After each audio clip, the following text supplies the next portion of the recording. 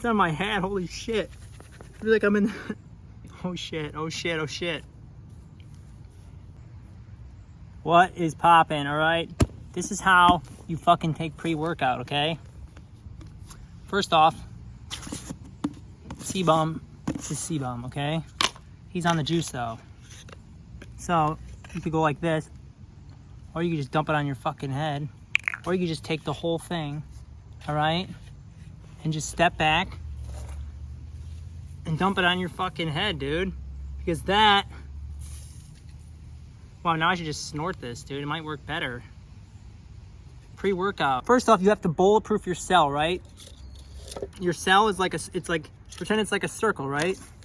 And what happens is, when you put food in, you should just not be hungry anymore. It shouldn't be like you're getting, you'll just, then you start getting tired, or you get sugar cravings after, okay? Or then you need a nap, okay? This is not supposed to happen. And most people are so accustomed to living this way where they're like, at some point of the day, they get sleepy, that, or they feel a little bit bloated all the time, that it becomes harder for them to lose weight. They're tired, then you lose focus. Once you get your hormones completely dialed in, right? Then you're more productive, you're wide awake, you're in a better mood all the time, okay? You can do this by exercising, right? You can do this through time-restricted eating. Just the first, don't eat before bed for the, ideally about 3 hours before bed, you don't want to eat.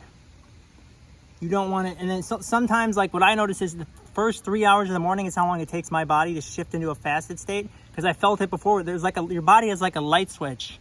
And what'll happen is it'll just go, bink, you're wide awake. And it's basically when you eat, you're gonna eat, right? If everybody would know how their hormones work, right? When you look down at your plate, every one of those foods has a different effect on your hormones. There's literally like a chart. Fuck, the boys are back. I'm at this motocross shop. It's hillbillies over here on a beer run. All right. But I'm on the pre-workout now. I just snorted it. This thing might be kind of crooked. But so the carbs have the biggest effect on your insulin, then the protein, and then the fats, right? So fat has the least amount of effect on your insulin. It's got a lot of calories, but so when you eat, when you get tired, then you're in a fed state, right? That's why you want to eat every 3 hours, okay? And I experienced this in the past where this is before I have a spinal cord injury and I walk with a cane, but what happened was I drank pre-workout and then I just instantly got it messed up my ability to walk, okay?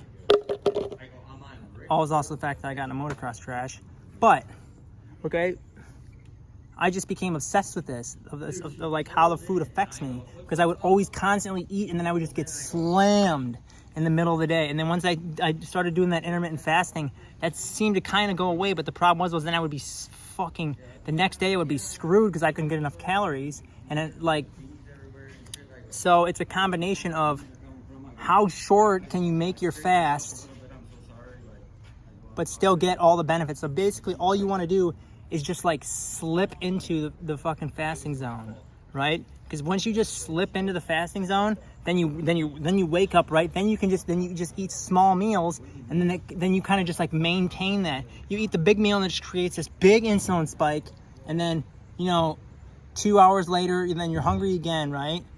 And it's not true hunger. You pay attention to your hunger cues. It's should we just snort another line of this real quick? I got this shit right here. I'm on this fucking construction wall here. This is literally the perfect place, okay? But basically, you just have to fucking get your hormones dialed, right? To where when you don't get you don't get nearly as hungry when your hormones are dialed in, and then it makes it way easier to keep your calories down. Now, I'm gonna make another video about how I literally got fat in a calorie deficit because I didn't know this. I did intermittent fasting, and then I combined it with that keto thing, and I think what it was I was drinking sparkling water, and then I would drink salt, and both of those induce a hormonal response. So, and I didn't know this because no one says this, but what it did was it kind of creates a hormonal response, and then everything that creates a hormonal response, then your insulin goes up, and your insulin peaks after 90 minutes, right?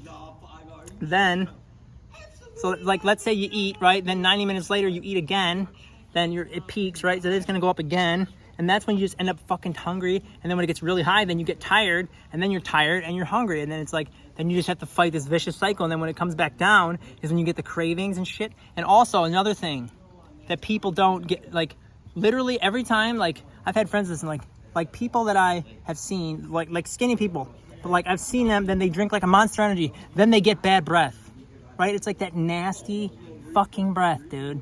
The fucking, like, it's like that, like that you only smell on like people that are like 40 years old or more, right? It's like, it's mostly because like coffee, people start drinking coffee more, right?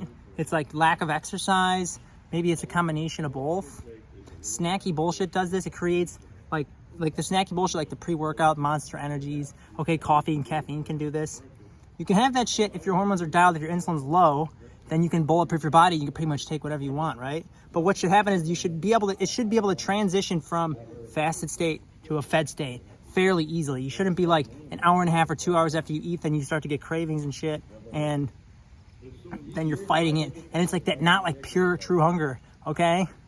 Intermittent fasting, like literally the best way to do that, the only reason is just to learn about hunger and to learn about the cues, like about purifying your body, right? About how hunger can go away, about your energy levels.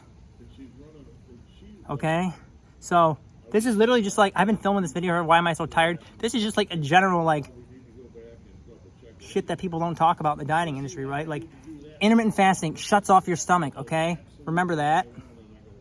You only need to fast for the first 3 hours of the day, like maybe every other day. Don't eat sugar, don't eat fake shit, don't eat too many carbs, okay? A handful of carbs is all you need, okay? This video could go on forever. I could make it 10 minutes. If anybody made it this far in the video, I swear to God, just comment on the video something cool, like fucking type motocrossing or something. Because I just started this channel, and I started a while ago, but my spinal cord injury has been killing me, dude. It's literally just like sucking the life. It sucks the life out of you, right? Nobody wants to fucking live like all right, we're gonna fucking put the phone down like this for a sec. Let me show you guys how I walk after taking pre-workout. Try it again. All right. This is how you walk with the spinal cord injury. That's how I do.